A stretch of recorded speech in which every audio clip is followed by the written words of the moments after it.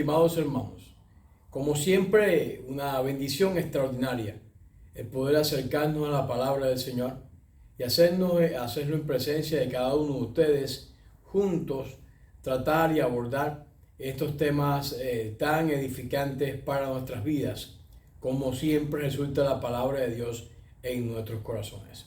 Queremos invitarte a orar y pedirle al Señor que Él se manifieste en nuestras vidas. Padre, en esta hora te damos muchas gracias por tu amor y misericordia. Te agradecemos de igual manera, oh Dios, por este nuevo día, por este día maravilloso, Señor. Y, oh Dios, confiamos y esperamos y descansamos en ti para que tú hagas la obra, Señor, en nuestros corazones y vidas. Llénanos con tu gracia y con tu amor. En el nombre de ti oramos. Amén. Continuamos esta serie basada en el libro de Santiago, Vive tu Fe. Y hoy queremos estudiar el capítulo número 4, en sus primeros 10 versículos, bajo el tema Mostrando tu fe frente a tus enemigos. Cuando hablamos de los adversarios, evidentemente tenemos que estar claro en que hay muchos adversarios de la obra del Señor y muchos adversarios de los seguidores de Jesucristo en su caminar. Es importante entonces que miremos estos 10 versículos, mostrando así la manera en que Santiago habla a nuestras vidas de esa manera. Cuando hablamos de los adversarios, ellos pierden el enfoque de lo importante. Se desenfocan y desvirtualizan la realidad. Y es importante que los creyentes no tampoco vamos a caer en esa situación tan adversa. Y tenemos que tener presente algunos consejos que Santiago nos está transmitiendo en estos versículos.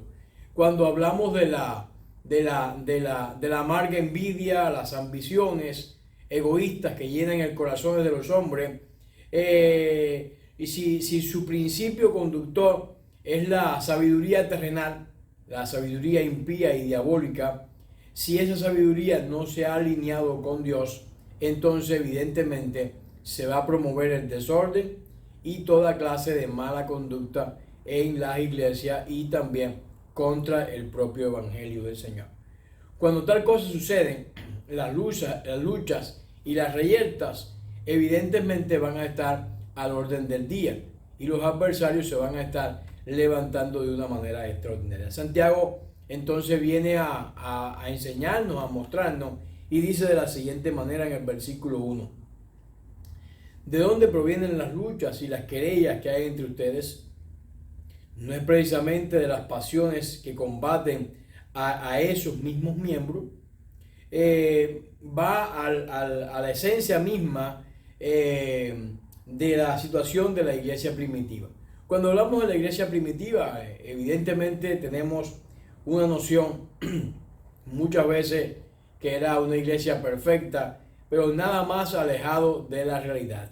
La iglesia primitiva no estaba a salvo excepciones, caracterizada por la armonía y la paz. Podemos mirar que en Hechos capítulo 4, versículo 32, dice que todos tenían un mismo corazón. Este retrato de la iglesia, sin embargo, se desvanece en un intervalo de tiempo relativamente corto. Los destinatarios de la epístola de Santiago ya tenían esas señales de discrepancia, falta de armonía, luchas entre ellos mismos. ¿Por qué? Porque estaban llenos de deseos egoístas que empujaban a ellos mismos hacia el pecado. Note que Santiago formula una pregunta incisiva, una pregunta que va a la misma médula del problema. ¿Qué motiva la lucha y las reyertas entre ustedes? Él desea conocer el origen de estas luchas y de estos problemas dentro de la iglesia. El uso del plural en este versículo indica que la misma no estaba limitada a desacuerdos ocasionales. A veces en la iglesia hay desacuerdos ocasionales entre los miembros que componen dicha congregación. Pero parece que Santiago está mirando un poco más allá, está mirando acerca de los síntomas y la causa de estos mismos conflictos. Él mismo responde, una pregunta retórica: ¿no viene de vuestros deseos que combaten dentro de vosotros?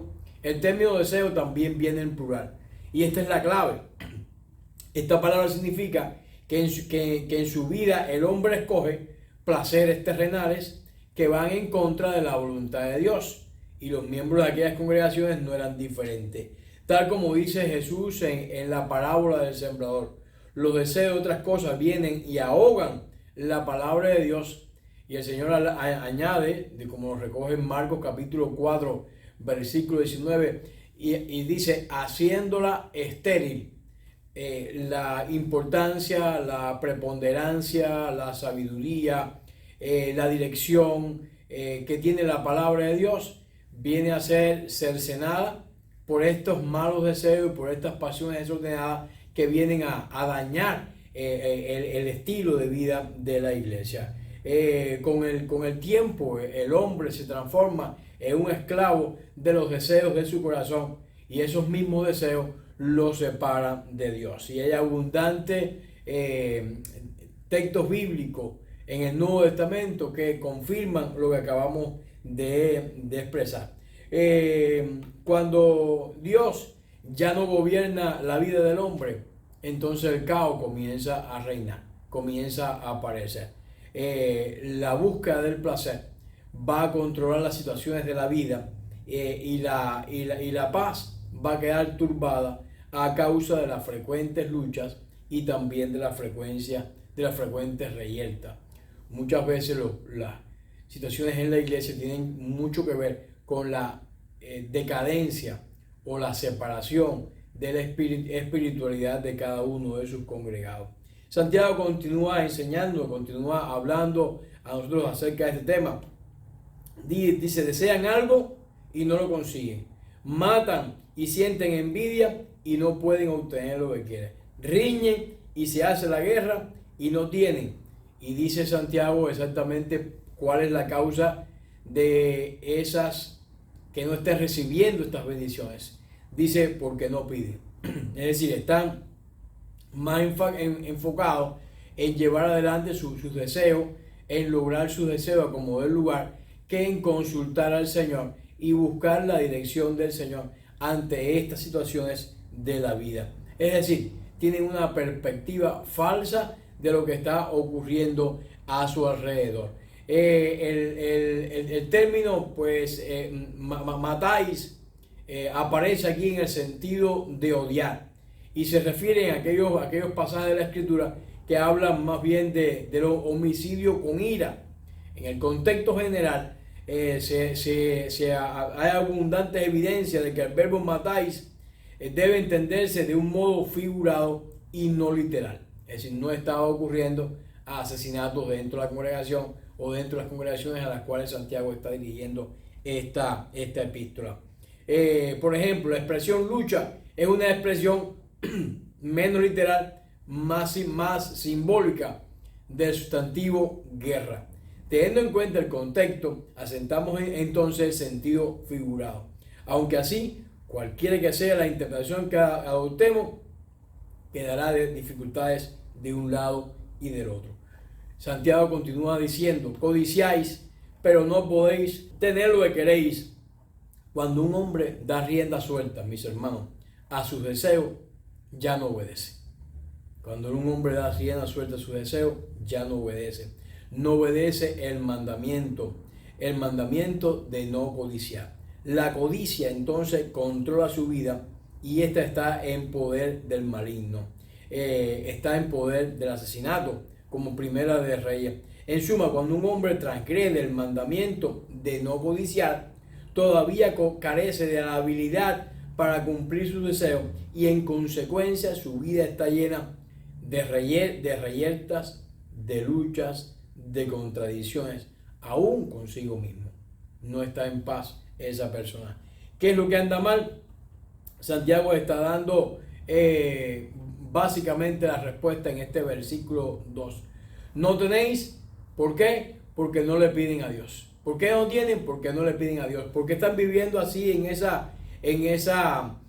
odio, en ese rencor, en esa vigilancia. ¿Por qué están viviendo de esa manera? Porque no le piden a Dios. En estos versículos, Santiago se hace eco de las enseñanzas de Jesús que impartió en el sermón del monte. Pedid y se os dará, porque todo aquel que pide, recibe. Así lo confirma en Mateo capítulo 7, versículos 17, del 7 al 8. Pidamos, ¿qué tú necesitas? Ahí tienes a la fuente, ahí tienes a Dios, ahí tienes al Creador. El Creador a través de su Espíritu Santo, a través del mecanismo de la oración, esos recursos los puede colocar en ti. Solo tienes que pedírselo. Él es quien realmente es el dueño de todo. Pero como cuando el hombre se va hacia sus placeres, pues corta ese pudiéramos decir, cordón umbilical que le conecta precisamente con la gracia de Dios y pierde entonces esta bendición. No pedir a Dios en oración tiene consecuencia, una consecuencia muy, muy difícil. No recibe. Usted no le pide a Dios, no va a recibir. Podemos pensar que los incrédulos se niegan a orar, pero también los creyentes fallan muchas veces al no hacerlo. Muchos creyentes fallan también al no hacerlo, al no llevar todo delante del trono de Dios, a no llevar todo en oración delante del Señor. El versículo 3 dice de la siguiente manera: y cuando piden algo, no lo reciben, porque piden con malas intenciones para gastarlos en sus propios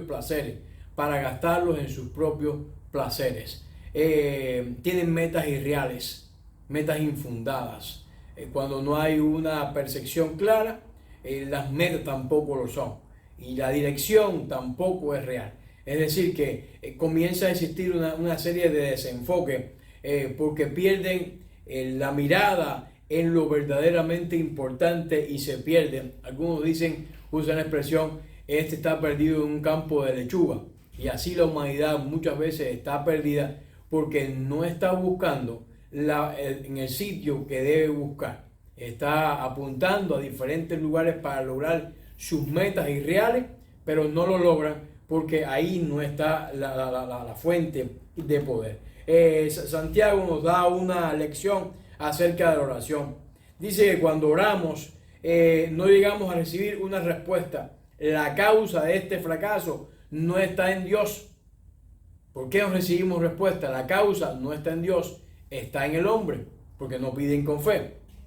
Cuando el creyente le pide a Jesús algo en su nombre, Jesús lo ha dicho claramente en Juan 13 y 14, y todo lo que pidieras al Padre en mi nombre, lo haré, para que el Padre sea glorificado en el Hijo. Si algo pidieras en mi nombre, dice Jesús, lo afirma otra vez, yo lo haré.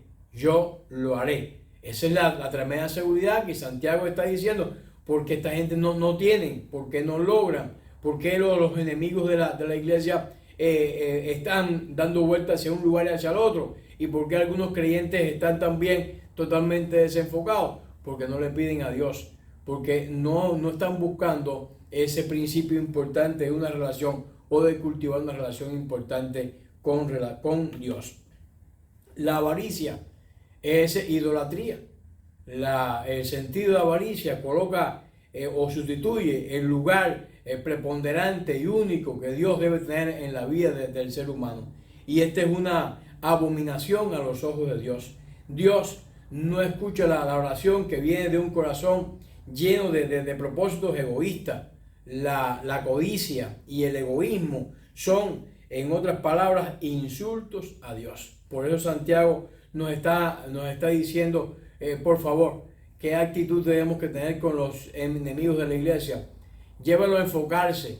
Es importante que esa persona vuelva a reconectar en su relación con Dios. Si esa relación con Dios no es funcional, no está activa, no es vital, entonces va a haber mucha lucha dentro de la propia iglesia, porque no hay un sentido de ajuste a esa voluntad y a esa maravilla que el Señor tiene para con nosotros. Evidentemente, cuando esto ocurre, también se pierde lo que se llama la perspectiva espiritual.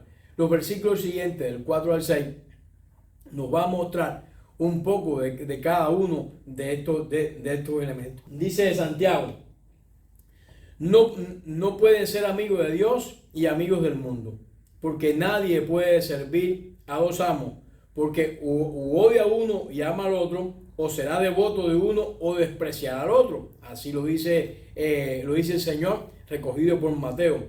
Un cristiano no puede tratar de satisfacer sus pasiones egoístas. ¿Qué significa en este pasaje la palabra mundo? Bueno, la misma representa todo el sistema de la humanidad, sus instituciones, sus estructuras, sus valores, sus costumbres, organizados todos sin Dios. Eso es lo que significa mundo. Este es el significado que Pablo quiso transmitir cuando escribió en su segunda carta a Timoteo, ya que Demas, por amar a este mundo presente, me ha abandonado y ha ido a Tesalónica.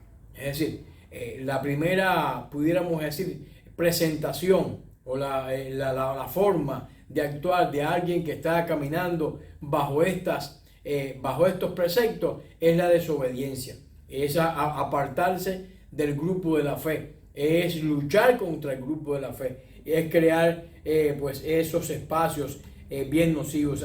Santiago se está expresando vigorosamente cuando dice que una persona no puede estar en buenos términos con el mundo y con el Dios y con Dios al mismo tiempo. Santiago lo confirma. No puede estar porque Dios vino a salvar el mundo. El mundo está perdido entonces. Son antagónicos los valores y los principios del mundo y los valores y principios de Dios. No son los mismos. Corren por sendas contrarias. Si usted desea pues adorar a su Dios, evidentemente usted va a tener que acercarse entonces a los principios de Dios. Si usted por el contrario quiere seguir el camino del mundo, necesariamente su vida espiritual se va a alejar de Dios. El mundo no tolera a los considerados enemigos. Lo contrario también es cierto. Dios considera al amigo del mundo como un enemigo. Y esto es la esencia misma del pasaje. Aquellos que se afilian con el mundo en estas asociaciones incorrectas, pues entonces tienen esta perspectiva. Enemigo de Dios es un término muy aterrador. Evidentemente, enemigo de Dios es un término muy aterrador. El amigo de Dios que soporta la enemistad del mundo siempre puede hallar consuelo en las palabras. Quizás podemos recordar las palabras de Juan Knox cuando dijo: un hombre con Dios a su lado siempre está con la mayoría. Pero las personas que se encuentran con Dios como enemigo están solos, ya que el mundo no les puede ayudar. El mundo no te puede ayudar. Y eso es bueno que lo tengamos claro. El mundo no te puede ayudar. Solo Dios te puede ayudar. Si has escogido el mundo, entonces tienes que saber que estás solo y que finalmente tu vida se va a ir descontrolando. Es importante que tomes control y ajustes, y la manera de hacerlo es acercarte a Dios. El escritor de Hebreo también hace una conclusión aterradora de igual manera. Horrenda cosa es caer en manos del Dios vivo. Hebreos capítulo 10, versículo 31. ¿Quién es entonces el enemigo de Dios? El cristiano ha sido puesto en el mundo, aunque sin ser del mundo. Somos extranjeros, advenedizos. Nuestra ciudadanía no está en el mundo. Nuestra ciudadanía está en los cielos. El apóstol Juan nos advierte de igual manera: no améis al mundo ni nada del mundo. Si alguien ama al mundo, el amor del Padre no está en él. Ahí en 1 de Juan 2:15. Cuando una persona se vuelca intencionalmente al mundo para hacerse parte del mismo, ha hecho una elección consistente de rechazar a Dios y la enseñanza de su palabra, y por lo tanto cualquiera que esté en este camino va a terminar mal. Y es lo que la palabra nos está exhortando, que tu fe esté clara, que nuestros adversarios van a ir de mal en peor, si no ajustan su vida con relación a la palabra de Dios. Dice este texto, el versículo 5, ¿por qué esta perspectiva espiritual la han perdido? Porque se han apartado de la Escritura. Se han apartado de la Escritura. O pensáis que la Escritura dice en vano, el Espíritu que ha hecho habitar en nosotros nos anhela celosamente. Santiago va a las Escrituras para probar lo que acaba de decir.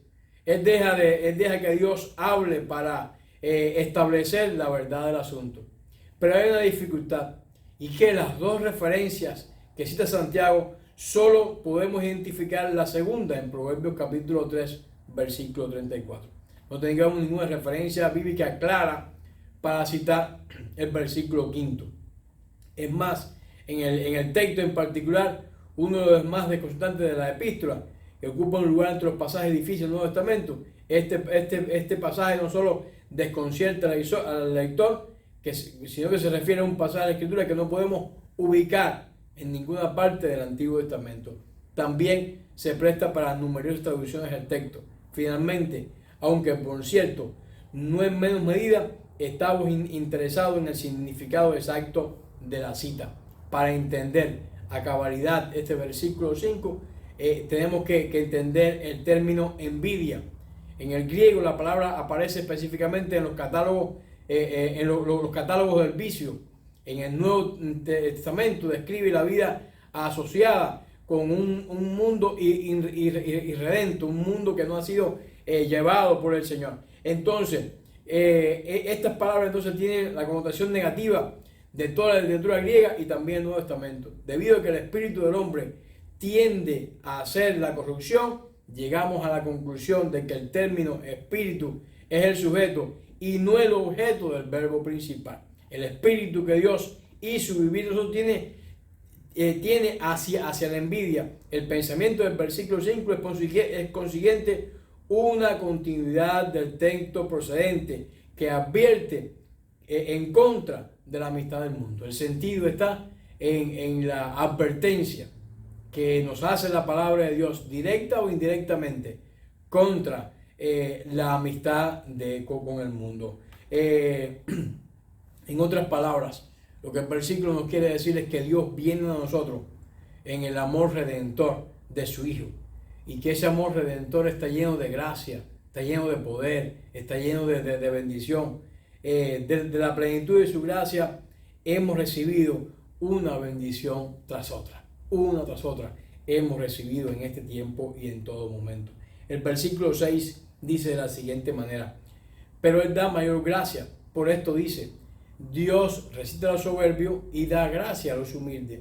Dios resiste a los soberbios y da gracia a los humildes. Es decir que lo que pasa es que esta gente se han distanciado de la fuente de poder, porque Dios siempre está ahí, en el mismo sitio, para aquellos que con humildad se acercan a Él. Santiago ratifica lo que quiere decir en otra cita, esta vez que las palabras provienen de Proverbios. El Dios se mofa de los orgullosos, de los burladores, pero da gracia a los humildes. Proverbios capítulo 3, versículo 34. Y estas palabras pueden que hayan circulado en la iglesia primitiva como un dicho proverbial, como algo importante, puesto que el apóstol Pedro también la cita en 1 de Pedro capítulo 5, versículo 5. Y esta cita por sí sola resume la diferencia que hay entre las personas, cuyo corazón está lleno de orgullo, y la persona que vive con humildad en una dependencia total del Señor. Santiago vuelve a insistir entonces en lo importante de depender como hijos de Dios mismo. No podemos buscar otra fuente de sostén, no podemos buscar ninguna energía extraña. Tenemos que acercarnos a Jesús, el autor y consumador de la fe. Tenemos que tomar su mano y caminar unido a Él en este mundo, para poder dejar a un lado las adversidades y los adversarios de la iglesia del Señor. No hay otra cosa que inventar, no hay otra cosa que hacer que tomar distancia del mundo y tomar cercanía para con Dios. Y eso es lo que la palabra nos está diciendo. Dios odia los ojos orgullosos, dice Proverbios capítulo 6, versículo 17. Detestas a aquellos que tienen un corazón orgulloso, también Proverbios 16, versículo 5. El orgullo ocasiona reyerta, Proverbios 13:10. Es decir, que es abundante los textos en los cuales las personas que están llenas de orgullo van a entrar en conflicto. Además, por si fuera poco, lleva a destrucción, Proverbios 16:18. Dado que Dios resiste al soberbio, el creyente debe aprender a odiar el orgullo y a revertirse a la humildad. Dios, sin embargo, estimará a las personas que es humilde de espíritu, como Isaías nos está diciendo. En tercer lugar, encontramos en el texto de igual manera una mejor oportunidad para crecer, una mejor oportunidad para avanzar, una mejor oportunidad para ir adelante, y es someterse a Dios, acercarse a Dios y humillarse ante Dios. Dice el texto que tenemos ante nosotros, que están ubicados en los versículos del 7 al 10, y con este punto vamos a terminar nuestro estudio. Nos anima a someternos a Dios. Dice Proverbio, dice Santiago, así que sométanse a Dios, resistan al diablo y él huirá de ustedes. Y él huirá de ustedes. Y él huirá de ustedes. ¿Quiere que la maldad de este mundo se aleje? Sométanse a Dios. Porque donde está Dios no puede nadie tocarte. Donde está Dios tú vas a estar protegido.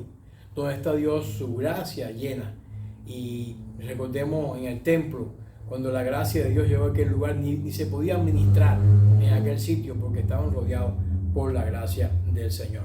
Santiago le habla directamente a aquellos lectores que están cegados por el orgullo. Le habla a aquellos que el orgullo habían entronizado el orgullo y se habían apartado de Dios, estaban acercándose al mundo y a sus costumbres y se estaban alejando de Dios. Él le está diciendo que este orgullo es dañino. Indirectamente, por de toda la iglesia, es bien específico en su consejo. Le dice cómo quitarse el orgullo. ¿Cómo se quita el orgullo? Sométense a Dios. ¿Cómo usted mata el orgullo? Sometiéndose a Dios. Hasta sus lectores, hacer una vez y para siempre. Y esto puede estar siempre sujetos a Dios. Cuando Santiago dice someteos, lo que en realidad quiere decir es obedecer. Santiago está usando el verbo someterse, en realidad quiere decir obedecer. En griego usa el mismo verbo cuando describe a Jesús de 12 años que fue obediente a María y a José, a sus padres. La palabra someteo describe una acción voluntaria de colocarse uno bajo la autoridad de otro para mostrarle respeto y obediencia. Así estamos bajo la autoridad de Dios para mostrar respeto y obediencia al nombre de Dios. Se insta a los creyentes a obedecer a sus líderes. Los jóvenes se les exhorta a someterse a los mayores y se exhorta a las mujeres a someterse a su esposo y a los siervos a sus amos. Este es el sentido de someterse, el sentido de obedecer. Y aquí se habla específicamente de Dios. Cuando oramos, hágase tu voluntad, hemos desalojado entonces el orgullo de nuestro interior, hemos quitado el orgullo, somos sumisos para con Dios y obedecemos sus mandamientos.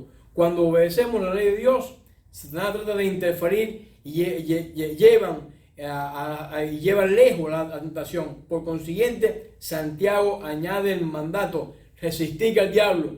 Mientras nos mantengamos firmes contra las acechanzas del maligno y le hacemos la petición: más líbranos del mal, la certidumbre bíblica es que el enemigo huirá de vosotros. Cuando usted se mantiene cerca del Señor, el enemigo huirá de usted porque no tiene manera de atacarlo, no tiene manera de tomarlo. Este es un hecho claro en los evangelios y también en el libro de los Hechos, cuando las huestes huían de la presencia divina. Hasta aquella mucha que era divina, siempre las huestes del mal tuvieron que huir. Cuando cumplimos obedientemente la voluntad de Dios, Satanás no puede hacernos extraviar, no lo puede hacer. Al contrario, debe irse. Y Lutero, con toda razón, hizo notar que si cantamos salmos e himnos o leemos la Escritura, huirá de nosotros para que no se chamusquen sus alas. Así lo expresaba Lutero. Dice, cuando cantaba, la iglesia adoraba, oraba, el enemigo tiene que huir. Y es lo que Santiago nos está confirmando. Y Lutero seguro que tomó esta enseñanza o tomó esta ilustración o esta manera de expresarlo de este versículo 7 de Santiago. El Santiago continúa afirmando a sus oyentes y los insta a acercarse a Dios. Dice, acérquense a Dios y Él se acercará a ustedes. Pecadores, y limpien sus manos. Ustedes, los inconstantes, purifiquen sus corazones. Reconozcan su miseria. Lloren y lamentense, que su risa se convertirá en llanto y su alegría en tristeza. Y su alegría en tristeza. Es lo que Santiago nos está diciendo. Nos exhorta a acercarnos a Dios. Acercarnos a Dios. No hay una manera más tremenda de combatir a nuestros adversarios que es nuestra cercanía para con Dios. Eso es importante. Y aquí se matiza en el sentido de que nos acercamos a Dios y Él se acerca a nosotros. Y cuando la distancia se reduce, esa comunión importante nadie la puede quitar. Este es el meollo, la esencia misma del mensaje de Santiago. Introduce la exhortación de estar sometidos a Dios y de sentir al diablo. Acercaos a Dios en nuestra lucha contra el pecado y Satanás. No vamos a estar solos. Dios en oración, Dios nos rodea con su cuidado y gracia para que no tengamos razón de temer el poder del diablo. No hay manera por la cual debemos temer si estamos cerca del Señor. Dios quiere que vayamos a Él y por eso nos está mandando a que nos acerquemos. Este es un verdadero arrepentimiento en fe, en obediencia, en oración. Así quiere Dios que nos estemos acercando. Él nos llenará con su gracia y nos va a coronar con sus bendiciones. Nos llena con su gracia y nos corona con sus bendiciones. Cuando Dios nos llama a acercarnos a Él, nos está demostrando su amor y su gracia. La inactividad, pues, le pertenece a Dios, no a nosotros. La iniciativa le pertenece a Dios y no a nosotros. Por esta razón, nunca podemos declarar que primeramente nos hemos acercado nosotros. Siempre Dios. Y así la Biblia lo confirma. Dios se acercó primero. Dios dio el primer paso. Él tuvo que acercarse a nosotros. Dios siempre actúa primero en la obra de salvación y en todas las cosas. Cuando nos acercamos a un Dios santo, Santiago entonces recurre a una terminología del Antiguo Testamento. Escribe en Éxodo 3:20, limpiaos las manos, pecadores, y purificad vuestros corazones. Está aquí la primera amonestación que nos hace recordar las abluciones ceremoniales que Éxodo 30, del 20 al 21, debían tener los israelitas para la cercanía del Señor. La segunda nos hace recordar la palabra de David, cuando en el Salmo 24, versículos 3 y 4, expresa: ¿quién podrá subir al monte del Señor? ¿Y quién estará en el lugar santo? El que tiene manos limpias y el que tiene un corazón puro. Este es el mandato que Santiago nos está expresando en cuanto a nuestra cercanía para con Dios. Santiago califica a sus lectores de pecadores y de doble ánimo. Todo ser humano es pecador, pero Santiago utiliza el término para cuadrar en el contexto judío de su pueblo. En los evangelios se daba el nombre de pecador a aquel que no prestaba atención a la ley de Dios y que despreciaba las reglas morales. La expresión doble ánimo denota inestabilidad, capricho, vacilación. Estos términos cuadran muy bien con una persona que ama a Dios y al mundo, o pretende hacerlo. Y Santiago está diciendo que es imposible amar a los dos en el mismo nivel y en la misma medida. Es decir, que Santiago le está diciendo entonces a los que pensaban de esta manera: ustedes deben arrepentirse, ustedes necesitan un arrepentimiento, ustedes necesitan arrepentirse. Este versículo continúa diciendo, Santiago dice a sus lectores: afligidos y lamentaos y llorad. Es como si el profeta del Antiguo Testamento, que se llama al pueblo a que se arrepienta y se lamente su pecado, para decirle que se postraran en silicio y ceniza. Deben experimentar o tomar un cambio. Experimentamos aflicción cuando alguien querido o cercano muere. Este es uno de los conceptos de la aflicción. El otro aspecto de la aflicción es espiritual. La Escritura nos enseña que el arrepentimiento y la aflicción marchan juntos. Pablo afirma que no pertenece a Jesucristo quien nos hace morir su naturaleza pecaminosa cuando se arrepiente de sus pecados. El arrepentimiento significa que ha ocurrido una muerte en nuestras vidas. Nos afligimos a causa del pecado que hemos cometido contra Dios y con nuestro prójimo. He aquí dos ejemplos en el Nuevo Testamento. David describe su aflicción por haber pecado en muchos salmos. En uno de ellos pide misericordia a Dios. Dice David: estoy consumido de tanto gemir. Toda la noche inunda la cama de llanto y riego mi lecho con lágrimas. Salmo 6, versículo 6. Esta era la expresión de aflicción que David está hablando. Esta aflicción de acercarse a Dios implica ese sentido. Trocad vuestra risa en lamento y vuestra alegría en tristeza. Continúa el versículo diciendo: la similitud con uno de los dichos de Jesús es obvia. Ay de vosotros ahora que os lamentáis y lloráis. Santiago nos está diciendo que un cristiano debe andar vestido de negro, exhibiendo un rostro sombrío y predicando amargura y maldición.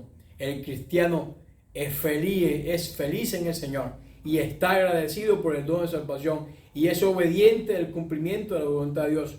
Pero cuando ha caído en pecado y responde al llamado de Dios a arrepentirse, debe hacer un cambio en su vida. Se silencia la risa y el gozo. Al reflexionar acerca de su pecado, el penitente está lleno de aflicción y de pesar. Pedro dijo que no conocía a Jesús, pero después de haber firmado 3 veces, Jesús lo miró directo. Entonces Pedro se arrepintió y salió donde estaba, dice, llorando amargamente, dice el texto. El pesar que agrada a Dios produce arrepentimiento y lleva a salvación y nos deja inquietos, pero la tristeza también trae ese sentido de salvación. El versículo 10 dice de igual manera: humíllense en la perspectiva del Señor y Él os exaltará. Humíllense bajo la poderosa mano de Dios y Él os exaltará. Humillarse, en el sentido que Santiago lo está diciendo, representa un tema que ya se introdujo por medio de algunas citas del Antiguo Testamento. Dios da gracia a los humildes. Él escribe: humillaos ante el Señor y Él os ensalzará. Este tema en particular es prominente en todas las escrituras, específicamente en los salmos. Dice el Salmo 149, versículo 4: porque el Señor corona a los humildes con salvación. En los Proverbios, el Señor da gracia a los humildes. Proverbios 3:34. En los libros proféticos, la humildad será exaltado lo humilde será exaltado y lo exaltado será humillado. Habla los evangelios también de ellos. Cuando en Mateo capítulo 23 al 12 dice: porque aquel que se exalta será humillado y el que se humilla será exaltado. La exhortación entonces que está haciendo el texto es que nos humillemos en la presencia del Señor para alcanzar la bendición del Señor. Y finalmente las Escrituras enseñan que la humildad tiene un aspecto vertical y otro horizontal. El creyente que demuestra humildad ante Dios también lo va a demostrar ante los demás. Dice el texto: digo pues, por la gracia que me has dado a cada cual que está entre vosotros, que no tenga más alto concepto de sí que el que debe tener, sino que piense de sí con cordura, conforme a la medida de fe que Dios repartió a cada uno. Romanos capítulo 12, versículo 3, y también en Filipenses hay textos que nos refieren a este mismo concepto. Por lo tanto, ¿cómo podemos mantenernos ante nuestros adversarios? Bueno, tenga presente de que ellos han perdido el enfoque de lo verdaderamente importante. Saque usted sus conclusiones, entienda y la necesidad que tienen ellos de reenfocarse, y además usted de no alejarse de la gracia del Señor. Sus pasiones distorsionadas, sus perspectivas falsas, sus metas irrealistas va a redundar en un caos muy lamentable. En segundo lugar, ellos han perdido la perspectiva espiritual. ¿Por qué? Porque se han asociado incorrectamente. Algunos se han acercado al mundo y eso va a traer males para su vida. Se han apartado de las Escrituras y lo más terrible, se han distanciado de la fuente de poder. Se han distanciado de la fuente de poder. Y en tercer lugar, están perdiendo la mejor oportunidad. La mejor oportunidad. Someterse a Dios, acercarse a Dios y humillarse ante Él. Por eso es lo que tú y yo debemos hacer para mostrar tu fe frente al enemigo. Lo estamos entendiendo, pero de igual manera su enseñanza tiene también un mensaje para nosotros, para no acercarnos a lo que ellos hacen. Que Dios les bendiga. Oremos. Padre, gracias por tu amor y misericordia y por tu bondad y gracia. Gracias por la palabra de Dios. En el nombre de Jesús. Amén.